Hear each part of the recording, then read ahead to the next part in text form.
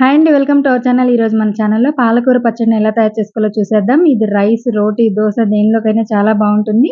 వీడియోని ఎక్కడ స్కిప్ చేయకుండా చూడడానికైతే ట్రై చేయండి. ముందుగా కడాయిలో 10-15 వరకు కారం గల పచ్చిమిర్చిని ముక్కలుగా కట్ చేసుకొని వేసుకొని, అందులో ఒక చిన్న టమాటాని కట్ చేసుకొని వేసుకోవాలి. నేను ఇంతవరకు ఆయిల్ ఏది యాడ్ చేయలేదు.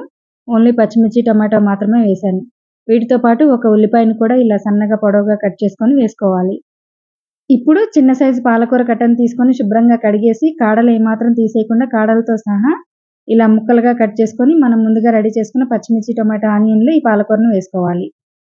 దీనిలో ఒక స్పూన్ ఆయిల్ వేసుకోండి. ఆయిల్ ఎక్కువ యాడ్ చేయకండి. ఒక స్పూన్ సరిపోతుంది. ఎందుకంటే పాలకూరలో ఇంకా టమాటా, ఆనియన్‌లో వాటర్ వచ్చేస్తాయి కాబట్టి వీటితోనే పచ్చిమిర్చి అన్నీ మగ్గిపోతాయి. స్టవ్ ఆన్ చేసి ఇలా లో ఫ్లేమ్‌లో మాత్రమే వీటిని మగ్గించుకొని పూర్తిగా చల్లారనివ్వాలి. మరొక కడాయిలో ఒక టేబుల్ స్పూన్ వేరుశెనగ గుళ్ళని, హాఫ్ స్పూన్ వరకు ఆయిల్ వేసుకొని ఇలా వేయించుకోవాలి. వేయించుకొని వీటిని పూర్తిగా చల్లారనివ్వాలి. వీటితో పాటు మనం వేయించుకున్న పచ్చిమిర్చి, టమాటా వీటిని కూడా చల్లార్చుకొని ఒక మిక్సీ జార్‌లో వేసుకోవాలి. ఫస్ట్ గ్రౌండ్ నట్స్ వేసుకోవాలి మనం వేయించుకున్నవి. తర్వాత పాలకూర, పచ్చిమిర్చి, టమాటా ఇవి ఉన్నాయి కదా! అవి కూడా వేసుకోవాలి. మీకు పాలకూరలో టమాటా యాడ్ చేయడం ఇష్టం లేని వాళ్ళు చింతపండు ఎక్కువ వేసుకోండి. నేను ఆల్రెడీ టమాటా వేశాను కాబట్టి కొద్దిగా వేస్తున్నా చింతపండు. దాంతో పాటు 4 వెల్లుల్లి రెబ్బలు, అలాగే కల్లుప్పును వేసుకోవాలి.